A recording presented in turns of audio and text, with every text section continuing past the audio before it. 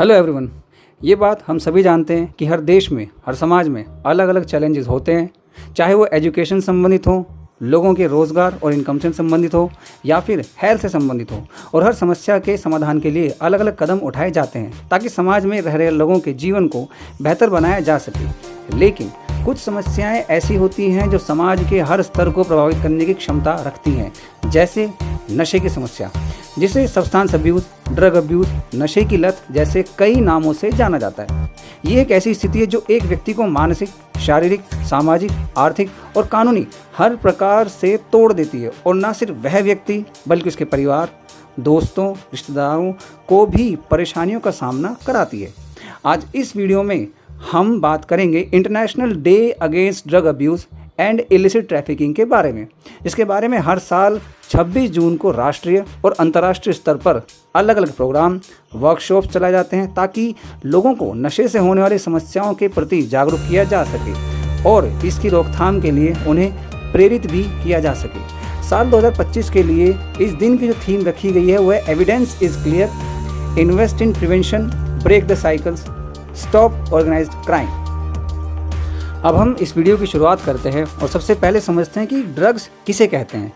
दोस्तों, ड्रग एक ऐसा सब्सटेंस या पदार्थ है जो एक व्यक्ति के विचारों और व्यवहार को सीधे सीधे प्रभावित करता है और जैसे नॉर्मली हम बात करते हैं, यहाँ काम करते हैं, उनमें बदलाव देखने को मिलते हैं। कुछ ऐसे पदार्थ होते हैं जो हमें बीमार होने पर दिए जाते हैं ताकि हम बेहतर महसूस कर पाएँ। इस बेसिस पर हम ड्रग्स को समझें तो कुछ मेडिसिनल ड्रग्स होते हैं जैसे पैरासीटामोल, ब्रूफिन फीवर के लिए। कुछ ड्रग्स होते हैं एंटीबायोटिक्स और एंटी एलर्जी के लिए दिए जाते हैं। वहीं कुछ ड्रग्स या सब्सटेंस हार्मफुल भी होते हैं और इलीगल भी होते हैं जैसे कि अल्कोहल, टोबैको, हेरोइन इत्यादि। अब यहाँ प्रश्न ये है कि ये ड्रग्स यूज़ से ड्रग अब्यूज़ में कैसे बदल जाता है, किन कंडीशंस में कोई इसे नशे के रूप में प्रयोग करने लगता है।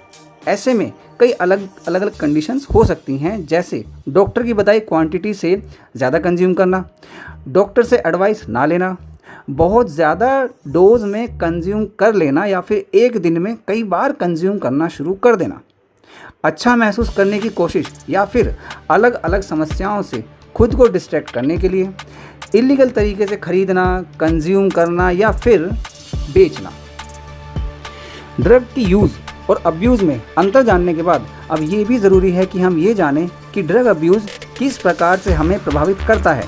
यदि हम इसके फिज़िकल इफ़ेक्ट्स पर ध्यान दें तो हम देखते हैं कि ये हमारे बहुत ही क्रूशियल ऑर्गन्स जैसे कि हार्ट, ब्रेन और लीवर जैसे ऑर्गन्स को डैमेज कर सकता है। इसके अलावा कंजम्पशन की आदत, जिसे नशे की लत कहते हैं, वो स्थिति आ सकती है जिस वजह से काफ़ी बुरा प्रभाव पड़ सकता है, यहाँ तक कि किसी व्यक्ति की डेथ भी हो सकती है। और अगर इसके साथ साथ हम मेंटल हेल्थ पर इसका इफेक्ट पढ़ें तो हम देख सकते हैं कि ड्रग अब्यूज़ का मेंटल हेल्थ पर बहुत बुरा असर पड़ता है। ये एंग्जाइटी, स्ट्रेस, डिप्रेशन और कन्फ्यूजन जैसी प्रॉब्लम्स क्रिएट कर सकता है। ज़्यादा टाइम तक ड्रग लेने से मेमोरी वीक हो सकती है और डिसीजन मेकिंग पावर भी कम हो जाती है। कभी कभी ये सुसाइडल थॉट्स तक भी ले जा सकता है। ड्रग अब्यूज़ के हमारे काम और हमारे स्कूलिंग परफॉर्मेंस पर आखिर क्या इफेक्ट पड़ता होगा। यदि हम इसे देखें तो स्कूल परफॉर्मेंस पर इसके इफेक्ट बहुत ज़्यादा पड़ सकते हैं। क्यों? ड्रग अब्यूज़ से स्टूडेंट्स का कंसंट्रेशन कम हो जाता है, अटेंडेंस गिर जाती है और पढ़ाई में इंटरेस्ट या तो बहुत कम हो जाएगा या फिर ख़त्म हो जाएगा। इससे मार्क्स कम आते हैं और एग्ज़ाम्स में फेल होने का जो रिस्क है वो बहुत ज़्यादा बढ़ जाता है। इसके साथ साथ जॉब परफॉर्मेंस पर भी ड्रग अब्यूज़ के बहुत से इफेक्ट पड़ सकते हैं, जैसे कि ड्रग्स लेने से काम पर फोकस नहीं बन पाता, प्रोडक्टिविटी गिरती है और पंक्चुअलिटी खत्म हो जाती है। और साथ में जो हमारे सीनियर्स हैं या बॉस हैं, इनके साथ साथ कलीग्स के साथ भी प्रॉब्लम्स बढ़ जाती है, जिससे ऐसा भी हो सकता है किसी व्यक्ति की जॉब चली जाए। दोस्तों, ड्रग अब्यूज़ सिर्फ एक व्यक्ति को ही नहीं बल्कि पूरी सोसाइटी को अफेक्ट करता है। फैमिलीज़ में टेंशन बढ़ती है, पेरेंट्स और चिल्ड्रन के बीच ट्रस्ट खराब होता है, घर का माहौल वायलेंट और अनसेफ भी हो जाता है। कई बार ड्रग एडिक्ट लोग अपने घर के सामान या पैसे भी चुरा लेते हैं ताकि वो ड्रग्स को खरीद सकें। इसके साथ साथ सोसाइटी के लेवल पर क्राइम रेट बढ़ता है, जैसे चोरी, लूट और वायलेंस। इसके साथ साथ यूथ अपना फ्यूचर बर्बाद कर देते हैं, जिसका असर देश की ओवरऑल प्रोग्रेस पर भी पड़ता है, ग्रोथ रेट पर असर पड़ता है, हॉस्पिटल्स पर प्रेशर पड़ता है और लॉ एनफोर्समेंट को एक एक्स्ट्रा बर्डन को फेस करना पड़ता है, जिससे कि वो और मेन चीज़ों पर ध्यान देने के बजाय फिर इस प्रकार के केसेस को ज़्यादा देखते हैं जहाँ पे कि नशा इन्वॉल्व होता है। ये एक ऐसी प्रॉब्लम है जो फैमिली के सुख शांति से लेकर देश के डेवलपमेंट तक सब कुछ इम्पैक्ट करता है। इसी के साथ साथ यहाँ पर एक और चीज़ आती है जिसका नाम है illicit drug trafficking. Illicit drug trafficking का मतलब है ड्रग्स का इलीगल या गैर कानूनी तरीके से प्रोडक्शन, ट्रांसपोर्टेशन और सेलिंग। ये एक सीरियस क्राइम है जो पूरे देश की सिक्योरिटी और सामाजिक व्यवस्था को बिगाड़ता है। इंडिया में drug trafficking mostly border areas जैसे पंजाब, राजस्थान, जम्मू कश्मीर और नॉर्थ ईस्ट स्टेट्स के थ्रू होता है। ये इलीगल नेटवर्क स्कूल्स, कॉलेजेस के द्वारा और अलग अलग मीन्स से यूथ तक पहुंचता है, जिससे उनका फ्यूचर बर्बाद होता है। इसके चलते ऑर्गेनाइज्ड क्राइम, टेररिज्म और करप्शन बढ़ते हैं। पुलिस और लॉ एनफोर्समेंट एजेंसीज को कंसिस्टेंटली इसके अगेंस्ट काम करना पड़ता है। ड्रग ट्रैफिकिंग से न सिर्फ हेल्थ इश्यूज़ बढ़ते हैं बल्कि इकोनॉमी और पब्लिक सेफ्टी पर भी नेगेटिव इम्पैक्ट पड़ता है। अगर हम एक लाइन में से देखें तो इलिसिट ड्रग ट्रैफिकिंग एक ग्लोबल और नेशनल लेवल प्रॉब्लम है जो सोसाइटी, यूथ और सिक्योरिटी सबको डेंजर में डालता है। अब सवाल ये भी आता है कि ड्रग ट्रैफिकिंग डेंजरस क्यों है। ट्रैफिकिंग डेंजरस इसलिए है क्योंकि ये इलीगल ड्रग्स को सोसाइटी तक पहुंचाता है, जिससे यूथ और बाकी लोग एडिक्ट होते हैं। इससे हेल्थ प्रॉब्लम्स, क्राइम, वायलेंस और फैमिली ब्रेकडाउन्स बढ़ जाते हैं। ये पूरे सिस्टम को करप्ट करता है, लोगों की ज़िंदगी बर्बाद होती है। लॉ एनफोर्समेंट इस प्रकार की चीज़ों में बिजी हो जाती है और जो हमारे मेन और कंसर्न्स हैं क्राइम से रिलेटेड, वहाँ से ध्यान उनका हट जाता है और देश का जो डेवलपमेंट है वो कहीं ना कहीं ओवरऑल वे में वो स्लो हो जाता है। ट्रैफिकिंग सोसाइटी को अंदर से खोखला बनाता है और फ्यूचर जनरेशन्स को डार्क पाथ की तरफ लेकर के चला जाता है। अब जैसा कि हमने शुरुआत में इसकी थीम को डिस्कस किया था, जो कि है the evidence is clear, invest in prevention, break the cycle, stop organised crime. तो यहाँ हम ब्रेक द साइकिल की अगर बात करें तो यहाँ पर बात यह है कि जब एक बार कोई ड्रग्स लेना स्टार्ट करता है तो एक डेंजरस या एक विशियस साइकिल शुरू हो जाती है।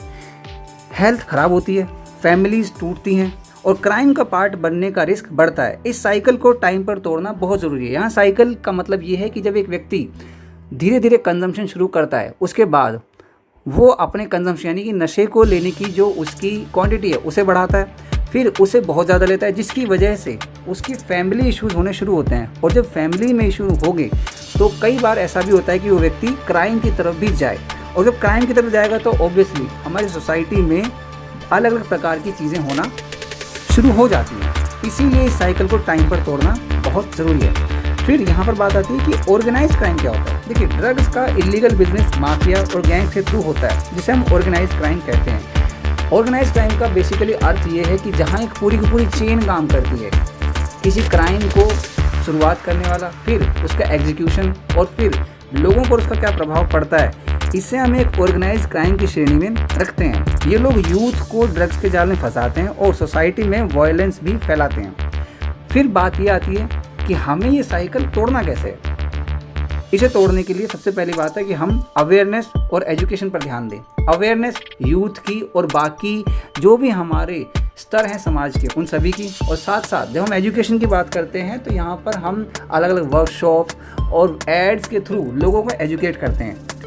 प्रिवेंशन प्रोग्राम से स्कूल, कॉलेजेस में हम लोगों को नॉलेज दे सकते हैं, अवेयरनेस दे सकते हैं। इसके साथ साथ पुलिस और लॉ एनफोर्समेंट की जो स्ट्रॉन्ग एक्शंस हैं उसके थ्रू भी साइकिल को तोड़ा जा सकता है। फिर यहाँ पर एक चीज़ और आती है that youth is the key here. अगर हम यंग जनरेशन को ड्रग्स से बचा सकें तो फ्यूचर सिक्योर हो सकता है। उन्हें लाइफ गोल्स और लाइफ मोटिवेशन देना बहुत ज़्यादा इम्पॉर्टेंट है। दोस्तों, हमने 2025 की जो थीम भी डिस्कस की है, आखिर ये थीम इतना मैटर करती क्यों है? इसके कुछ पॉइंटर्स हैं, जैसे कि यूथ पर सबसे ज़्यादा रिस्क होता है यहाँ पर, क्योंकि आज के टाइम में सोशल मीडिया और पीयर प्रेशर के चलते यूथ ड्रग्स की तरफ बहुत जल्दी अट्रैक्ट हो जाता है और 2025 में ये इशू और सीरियस हो गया है। इसके अलावा ऑर्गेनाइज क्राइम का नेटवर्क बढ़ता जा रहा है। ड्रग्स माफियाज और इंटरनेशनल गैंग्स नए तरीके से इलीगल ड्रग्स को स्मगल कर रहे हैं, जिससे इंडिया में भी लोग इसके बहुत ज़्यादा लेवल पर टारगेट बन रहे हैं। मेंटल हेल्थ क्राइसिस भी बढ़ रहा है। पोस्ट कोविड-19 दुनिया में लोग स्ट्रेस, एंग्जाइटी और डिप्रेशन से जूझ रहे हैं और ड्रग्स का गलत इस्तेमाल एक उसके लिए एस्केप बन गया है। इसीलिए जो थीम है इस इशू को एकदम डीपली और सही तरीके से एड्रेस करती है। लॉ एनफोर्समेंट को सपोर्ट मिलना भी ज़रूरी है। तो 2025 में हमें पुलिस, एनसीबी और बॉर्डर सिक्योरिटी जैसे इंस्टीट्यूशंस को और स्ट्रॉन्ग बनाना होगा और पब्लिक कोऑपरेशन से ही ये चीज़ पॉसिबल है। फिर यहाँ पर बात आती है कि इसमें हम क्या कर सकते हैं। एज अ स्टूडेंट हमारे लिए ज़रूरी है कि हम ड्रग्स से दूर रहें और अपने दोस्तों को भी समझाएं, मोटिवेट करें कि हम इससे दूर रहें।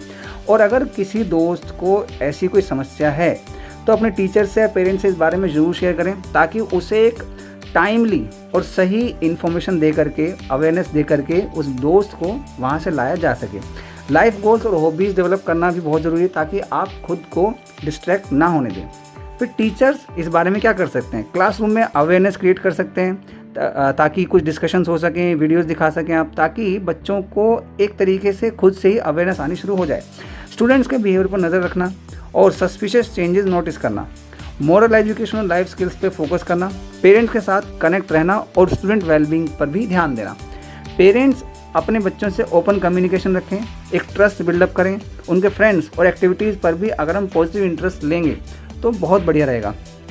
फिर बात आती है गवर्नमेंट की। गवर्नमेंट फ्री और एक्सेसिबल डी एडिक्शन सेंटर बनाए, एजुकेशन सिस्टम में ड्रग अवेयरनेस करिकुलम को ऐड करे। इसके साथ साथ स्ट्रिक्ट बॉर्डर कंट्रोल और एंटी ड्रग ऑपरेशंस को और स्ट्रॉन्ग बनाए, ताकि पुलिस ड्रग पेडलिंग और ट्रैफिकिंग के साथ साथ ये जो बॉर्डर एरियाज़ पे इश्यूज़ होते हैं, ये दोनों मिल करके इन समस्याओं को हम डील कर पाएँ। अंत में बात यही है कि हम सभी को मिलकर के इस बारे में काम करना होगा, तभी हम ड्रग एब्यूज़ और ऑर्गेनाइज्ड क्राइम को साइकिल को तोड़ पाएंगे। इसलिए just say no to drugs and yes to life. Thank you so much, bye.